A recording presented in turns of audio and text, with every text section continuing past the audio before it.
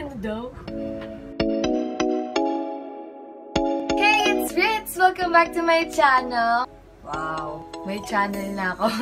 So today, I'm going to do a back-to-school makeup haul. Hindi ako bumili na school supplies. Makeup talaga yung binili ko. Joke lang. So, if you wanna see what I got, please keep on watching the video. Okay, so first na binili ko is this CoverGirl Clean Matte Pressed Powder.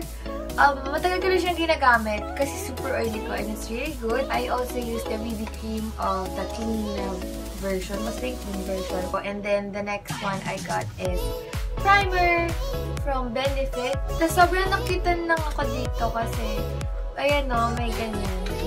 This is what it looks like sa loob. Binili ko lang yung maliit na version. Sabi ng sales lady sa akin, mas okay daw ito kasi may sparkly pearls daw siya. So, yun. Perfect for back to school. Lalo pag tinatamad ka na mag-makeup. Ayun. Ito na lang. Sabi niya. So, gagawin ko. And then, let's move on sa concealer. Ito talaga yung ginagamit ko. I bought this Maybelline Fit Me. I've been using it for the longest time and I just bought a new one. Pero, napadaan ako dun sa stall ng Pink Sugar. So, sabi nung sales lady, I try ko daw yung concealer nila. Our Little Secret. Ayun nga, ang cute din ng packaging. Kaya napabili din ako. Napabili tayo sa packaging. And this is in the shade Lukewarm and this is what it looks like. And then the next one, 3 lips. Ay, 3 lips? Kailangan ko na ata bumalik sa school. Hindi na ako marunong magbasa. This lips don't lie. Papakita ko sa inyo. Ang hirap tutulog sa inyo. So, ayun. This is in the shade Radiant 5. Kasi ito yung color niya. Ang good thing lang, dahil sinabi ko na first time ko bibili dun sa product na yun, binigyan niya ako ng free lipstick. At least, tinanong pa ako ni ate ng gusto mo ba ng freebies? And ko, of course, ate. Libre yan eh.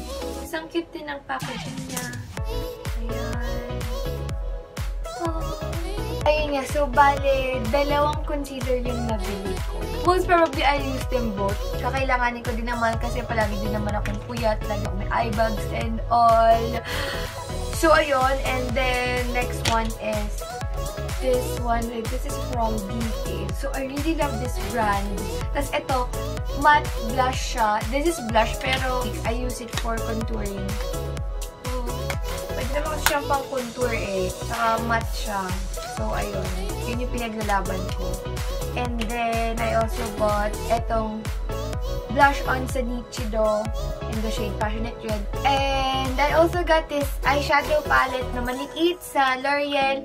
Meron siyang medyo pink na walang sparkle, tas brown na wala ding sparkle. Tapos ito sa baba, may brown na may sparkle, tas may black. So, parang pwede siyang pang everyday look din. Pwede gamitin yung black pang party joke.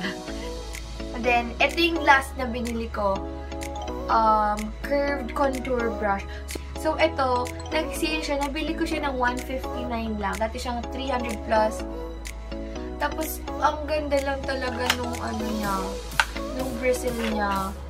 Yun yung nagustuhan ko talaga dito eh. Tapos, sabi pa ng sales lady, last day na daw nung sale. So, I knew that I had to grab one. I think that's all. So, yeah.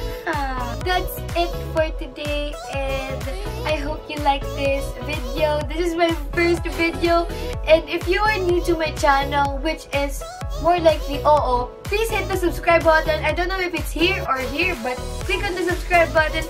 And also the thumbs up if you like this video. And I will see you soon. Thank you.